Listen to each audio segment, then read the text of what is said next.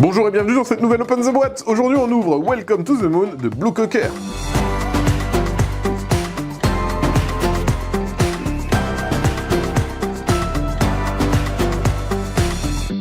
Welcome to the Moon, c'est un jeu de Benoît Turpin et Alexis Allard, illustré par Anne Heidsieck. C'est un jeu de 1 à 6 joueurs à partir de 10 ans. Et on va voir que là, dans cette version, on va aller à la conquête de l'espace et il va y avoir 8 aventures différentes et même un système de campagne. On va pouvoir les faire les unes après les autres et chacune aura une incidence sur la suivante. Alors, qu'est-ce qu'on retrouve dans cette grosse boîte? On a des feutres. Pourquoi des feutres? Parce que maintenant, on n'a plus des feuilles, on va avoir des fiches plastiques sur lesquelles on va pouvoir écrire et effacer. On va avoir plein de documents. Pourquoi plein de documents? Parce que on a les règles, donc c'est assez dodu, mais c'est parce qu'il y a beaucoup d'informations et il y a 2 langues. Donc on va s'intéresser à la française. Globalement, pour que vous compreniez un peu les règles, on a ici la présentation du matériel et ici la règle du jeu et c'est tout. Donc ça s'apprend très vite, finalement les règles sont assez simples. Ce qu'il va y avoir d'autre dans les règles, c'est notamment le mode solo et les éventuelles subtilités que vous allez retrouver dans tous les scénarios différents. Parce qu'il y a 8 aventures différentes, et les 8 aventures vont avoir chacun leur spécificité et leur petit twist. Donc c'est pour ça qu'il y a des précisions après sur chacun des plateaux. Voilà, on voit aventure 6, aventure 7, etc. etc. Donc ça c'est pour les règles. Je vous l'ai dit, il y a plusieurs modes de jeu. On peut juste faire un niveau et basta, mais on peut aussi faire le mode campagne.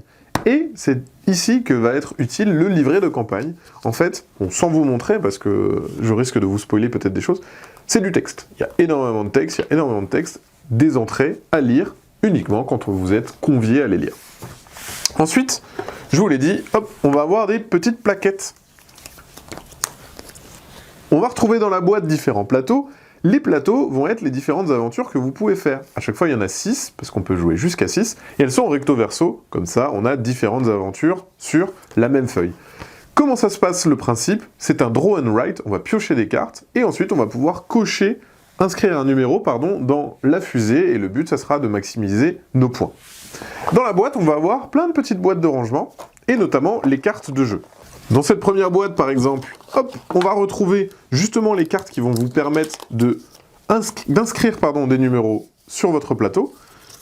On va à chaque fois avoir des symboles, et de l'autre côté, un chiffre. Et en fait, les paquets de cartes vont être présentés comme ceci.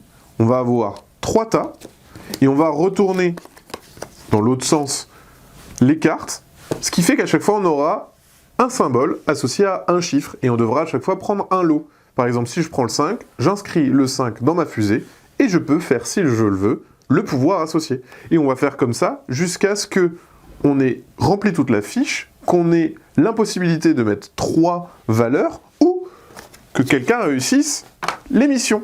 Parce que ça, c'est quelque chose qu'il y avait déjà dans le Welcome de base, c'est que vous allez avoir des petites missions à accomplir. La première personne à accomplir gagnera plus de points que les suivantes. Les missions, il y en a à chaque fois pour chaque terrain de jeu. Donc, je ne vais pas tout vous montrer, mais globalement, on n'a pas les mêmes missions en fonction du terrain où vous êtes, c'est normal, ça va vous demander des prérequis différents.